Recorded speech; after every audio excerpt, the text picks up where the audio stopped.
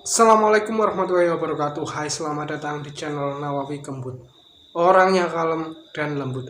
Seperti biasa, di sini saya akan memberikan sebuah hal-hal yang menarik, aktual, dan tentunya kontroversial. Namun sebelum itu, silahkan subscribe dan jangan lupa nyalakan loncengnya agar kalian selalu mendapatkan notifikasi dari setiap video-video yang akan saya upload. Ya, teman-teman semua, kita mungkin sudah melihat bersama kalau di sosial media telah dibanjiri informasi selain soal masalah kasih propam Ferdinand Sambo, rupanya juga masalah pesulap merah yang dilaporkan polisi oleh Persatuan Dukun Indonesia.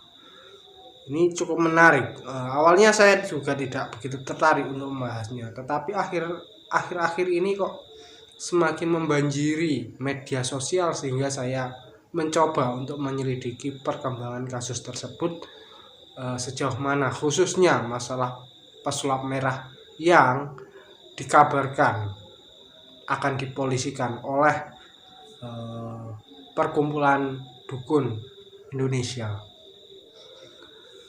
Ya, pesulap merah atau nama lengkap aslinya adalah Marcel Radival. Ini terkenal membuat konten-konten trik sulap untuk membongkar kegiatan atau hal-hal yang biasanya dilakukan oleh para dukun, sehingga membuat sebagian profesi dukun, bukan profesi sih, para dukun-dukun ini merasa geram.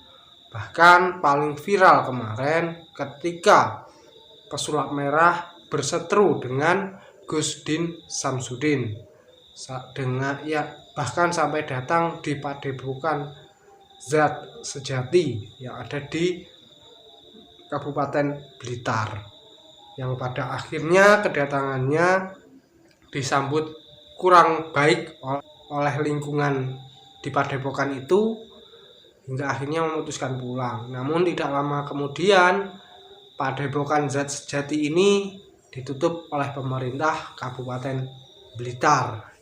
Ya, sampai akhirnya perwakilan komunitas Persatuan Dukun Indonesia melaporkan Marcel tersebut ke kepolisian dengan tuduhan pasal Undang-Undang ITE. Di sisi lain ada alasan yang menohok dalam pemberitaan yang beredar di media sosial. Salah satunya jobnya sepi, sehingga membuat mereka juga turut melaporkan pesulap merah kepada aparat penegak hukum. Ini yang membuat kita begitu tercengang pastinya dengan berita tersebut, mengingat seorang dukun seharusnya dengan kesaktiannya mampu dong melawan pesulap merah. Jika memang jobnya sepi, kan punya penglaris bro, ya kan, dengan ajian dan lain sebagainya supaya penglaris. Wong banyak orang-orang datang ke para dukun itu supaya minta penglaris, tetapi mengapa begitu ada pesulap merah kok malah dukunnya kehilangan penglaris, jobnya sepi? Ini kan aneh menurut saya.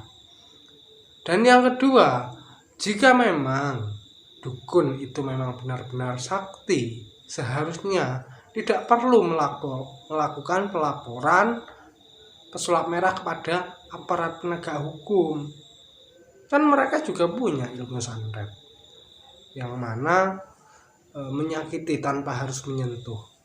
Kan kita punya, harusnya bisa dong. Tapi kok malah lapor ke aparat penegak hukum, minta bantuan aparat penegak hukum. Ini kan jadi aneh. Umumnya kalau memang dukun sakti, mereka biasanya minta pertolongan pada khadam atau jin atau siapalah yang memang sudah mereka kontrak atau mereka perintahkan untuk melakukan hal-hal yang sifatnya menyakiti lawannya, kan gitu logikanya. Ini kan jadi aneh. Oke lah, memang dukun itu memang salah satu tradisi Indonesia yang dikenal dengan pengobatan alternatif.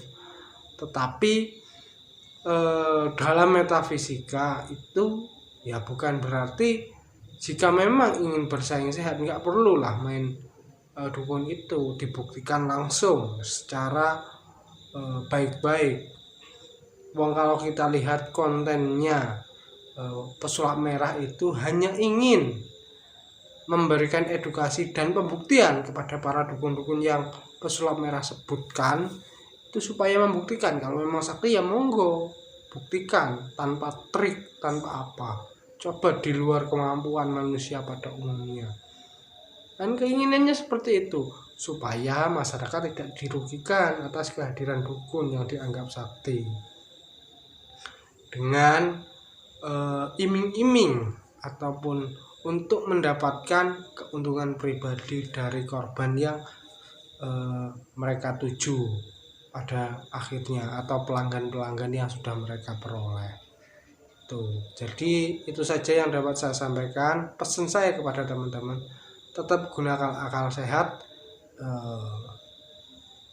supaya negara ini selamat, agar kecerdasan bangsa ini dapat terwujud segera, sehingga kita tidak lagi kembali pada masa lalu yang hal itu tidak bisa kita telaah dengan akal sehat. Ketika keyakinan dan akal sehat berbenturan, berhentilah sejenak dan renungkanlah apakah apa yang kita lakukan itu benar atau tidak, atau sudah di luar logika atau tidak. Karena terkadang hal-hal yang salah itu tidak bisa kita cerna dengan akal sehat.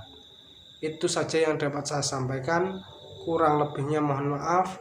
Akhirul kalam, wabillahi taufiq wal hidayah. Assalamualaikum warahmatullahi wabarakatuh. Salam kembut.